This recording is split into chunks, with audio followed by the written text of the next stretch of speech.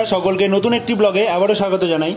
তো আজকের ভিডিওতে তোমাদের দেখাবো ধামেশ্বর গৌরাঙ্গ মহাপ্রভুর যে চরণ পাদুকা রয়েছে, বিষ্ণুপ্রিয়ার কাছে রেখে গেছিল যে চরণ পাদুকা, সেই চরণ পাদুকা তোমরা চাইলে তোমাদের বাড়িতে কিভাবে নিয়ে মহাপ্রভুর চরণ পাদুকাকে পুজো করতে পারো এবং মহাপ্রভুর চরণ পাদুকাকে কিভাবে পুজো করা হয়, সমস্ত কিছু আজকের এই ভিডিওতে দেখাবো। নবদ্বীপের নিশীথ প্রভুর বাড়িতে যে মন্দির রয়েছে, সেই মন্দিরের ভেতরেই কিন্তু মহাপ্রভু মন্দির থেকে মহাপ্রভুর চরণ পাদুকা গেছে এবং মহাপ্রভুর চরণ পাদুকা সেখানে পুজো হবে এবং অভিষেক করানো হবে। তারপরে মহাপ্রভুর চরণ পাদুকা আবার কিন্তু মন্দিরের উদ্দেশ্যে ফিরে যাবে। তো সম্পূর্ণ কিভাবে মহাপ্রভুর চরণ পাদুকা পুজো করা হয় সেই ভিডিওটা তোমরা দেখতে থাকো এবং ভালো লাগলে লাইক করে দিও এবং সকলের মধ্যে শেয়ার করে দিও। তো দেখতে থাকো সম্পূর্ণ আজকের এই সুন্দর ভিডিওটা।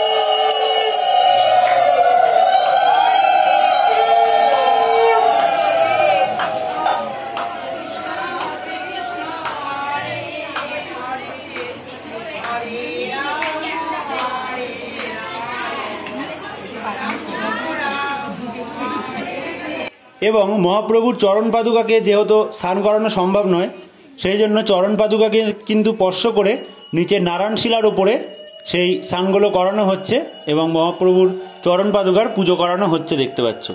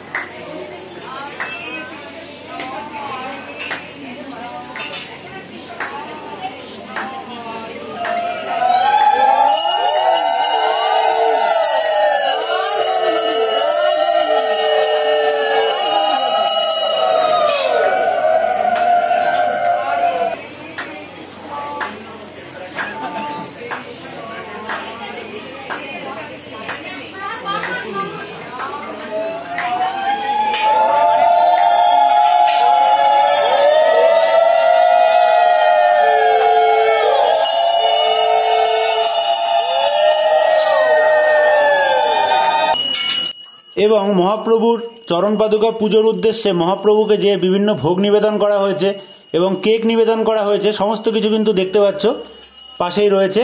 এবং মহাপ্রভুর এবার কিছু বস্ত্রদান মহাপ্রভুকে করানো হবে, ধুতি, শাড়ি, বস্ত্র সমস্ত কিছু তোমাদের দেখালাম।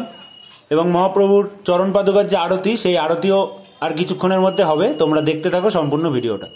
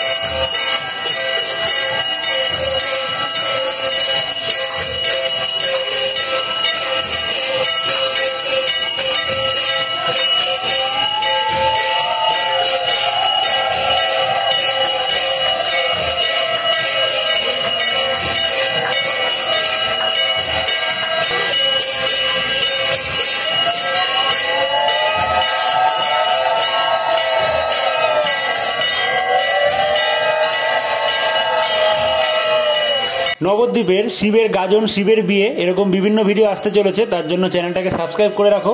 সকলে ভালো থেকো, সুস্থ থেকো। আজকের মতো ভিডিওটাকে এখানেই শেষ করছি।